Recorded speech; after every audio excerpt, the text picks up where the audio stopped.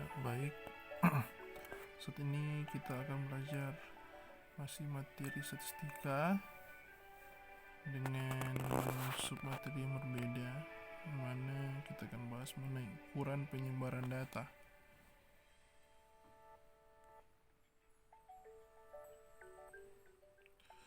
Jadi, pertama kita akan bahas mengenai jangkauan suatu data.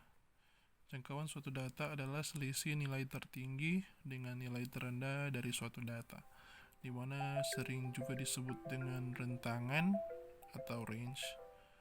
Dan rumus jangkauan atau range sama dengan nilai tertinggi kurang nilai terendah. Contoh, ini ada data 3, 5, 5, 4, 6, 7, 9. Ini adalah alternatif penyelesaiannya. Nilai tertinggi sama dengan 9, nilai terendah 3, sehingga jangkauan sama dengan nilai tertinggi kurang nilai terendah sama dengan 9 kurang 3 sama dengan 6. Jadi jangkauan data tersebut adalah 6. Kita lanjut dengan kuartil.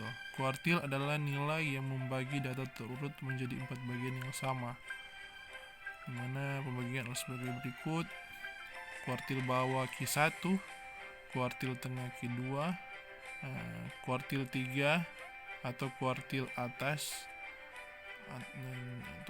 atau Q3. Perlu diketahui kuartil tengah itu sama dengan median, sama mereka berdua. Adapun penggambaran dari pembagian kuartil sebagai berikut. Ini dia. Jadi yang menjadi penting di sini, kita harus membuat data itu terurut. Jadi itu yang paling penting, sehingga kita tidak salah dalam menempatkan nilai dari kuartil bawah, kuartil tengah, dan kuartil atas. Rumus kuartil, di mana X sama dengan data ke. Ini ada rumus kuartil bawah, ada rumus kuartil atas, tengah, dan kuartil atas. Di sini perlu kalian perhatikan mengapa ada kurung-kurung seperti ini. Artinya ini ada kondisi yang harus kita lihat. Misalnya, tidak selamanya data itu ganjil atau tidak selamanya data itu genap. Justru itu di sini ada rumus yang menggambarkan bahwa kalau seandainya dalam kondisi data genap, rumus apa yang harus kita gunakan. Kalau seandainya data genap, rumus apa yang akan kita gunakan. Ini sedang silakan Anda baca untuk rumus kuartil ya. Jadi ini yang dimaksud dengan n ganjil, ada n genap, itu tergantung dengan sikon kondisi soal yang diberikan. Seperti itu.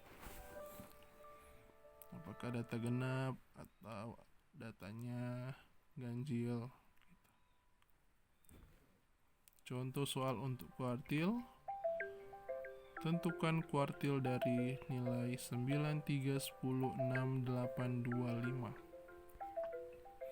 Alternatif penyelesaian. Pertama-tama seperti saya katakan tadi, penting sekali, yaitu kita harus urutkan data dari yang terendah.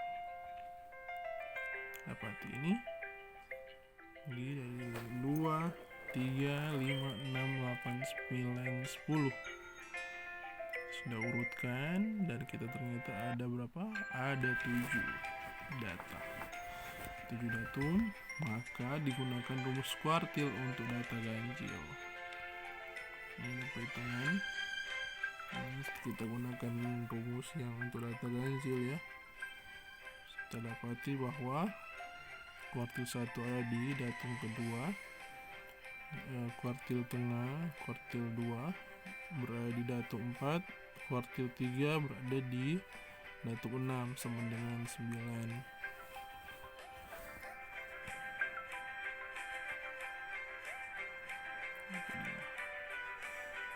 Adapun soal seperti berikut. Tentukan kuartil dari 8, 10, 2, 6, 16, 4, 14, 12. Alternatif penyelesaian pertama tentu kita harus urutkan dulu. Dapati harus sebagai 2, 4, 6, 8, 10, 12, 14, 16. Ternyata banyak data adalah 8, maka gunakan rumus kuartil untuk data genap. Tinggal perhitungannya, silakan Anda baca. Kemudian mungkin Anda bertanya-tanya, kenapa ini X 2,5 dari mana? Dan ada di mana dia X sama dengan 2,5 X 2,5? Dimaksud dengan X 2,5 berarti X atau nilai dari kuartil pertama berada di antara datum kedua dan datum ketiga. Seperti itu. Jadi khususnya kuartil tengah atau median berada di antara datum 4 dan datum 5, yaitu 7, 8